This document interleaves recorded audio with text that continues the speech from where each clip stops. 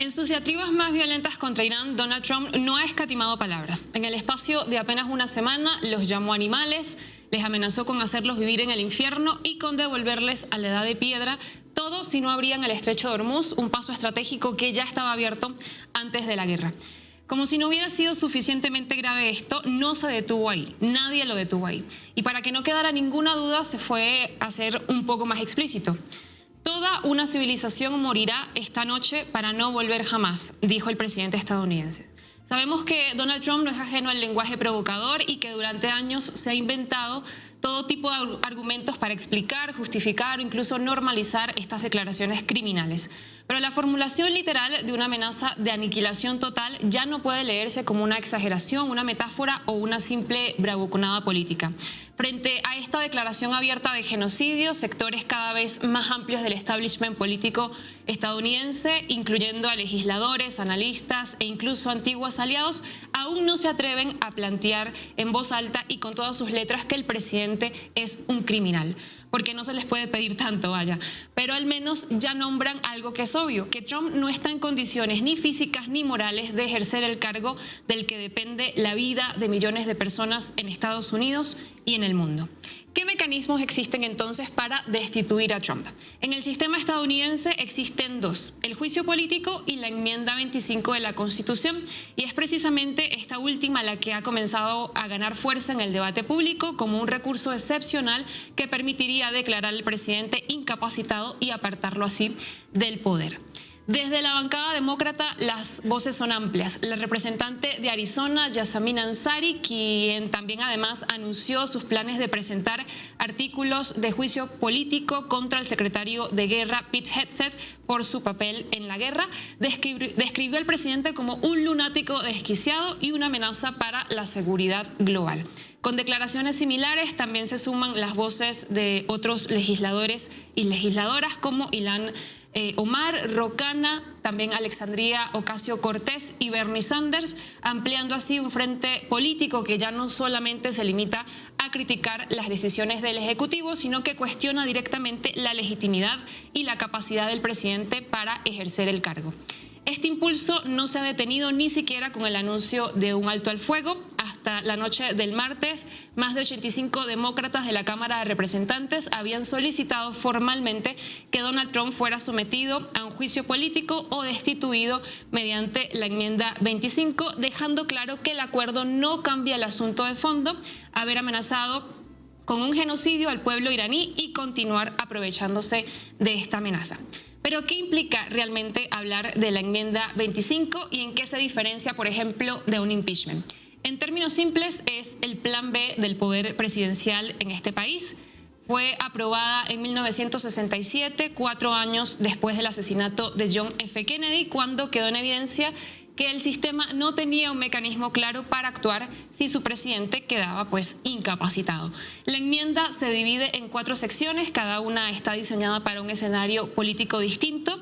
La primera establece lo más básico: si el presidente muere o si renuncia, el vicepresidente asume automáticamente el cargo.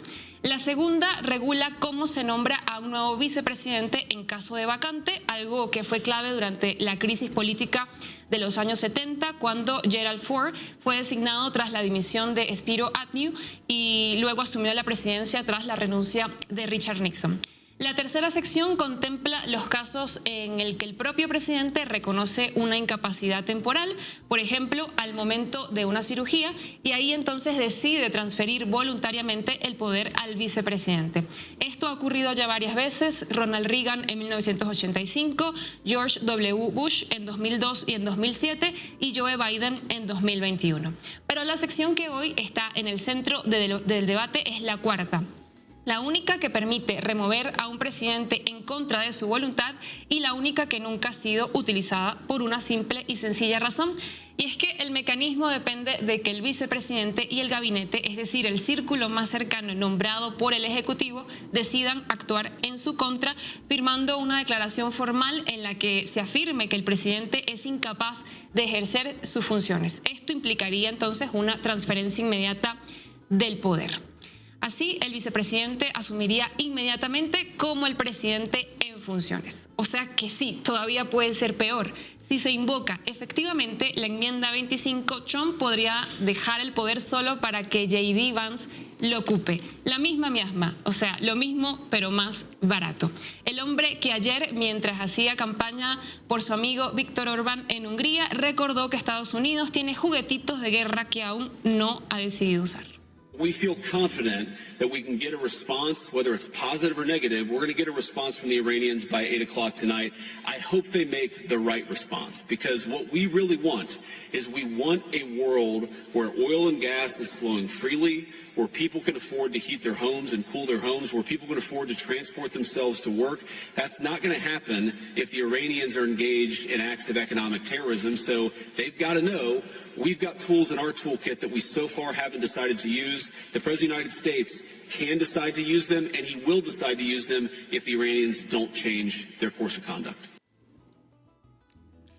Bueno, no hay de qué preocuparse porque la probabilidad de que la enmienda 25 sea aplicada en las condiciones actuales es extremadamente baja. De hecho, es uno de los mecanismos más difíciles de activar dentro del sistema constitucional estadounidense, incluso más complejo que el propio juicio político, que sigue siendo en contraste una vía abierta y en muchos sentidos más realista.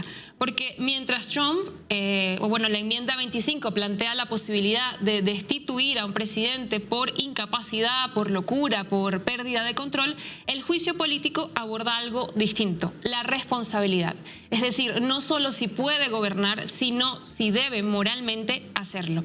Y en este terreno emergen acusaciones mucho más graves que no giran en torno a la estabilidad personal de un lunático, sino a la responsabilidad compartida de todos los miembros de un gobierno en posibles crímenes de guerra, abusos de poder, corrupción y violaciones sistemáticas del marco legal. Desde plataformas como Impeach Trump Again se han articulado listas extensas de señalamientos que incluyen, entre otros, la planificación de acciones militares con consecuencias humanitarias, el uso indebido del poder estatal, las prácticas que, de confirmarse, implicarían responsabilidades penales de alto nivel que podrían remover al presidente, al vicepresidente o incluso a todo su gabinete.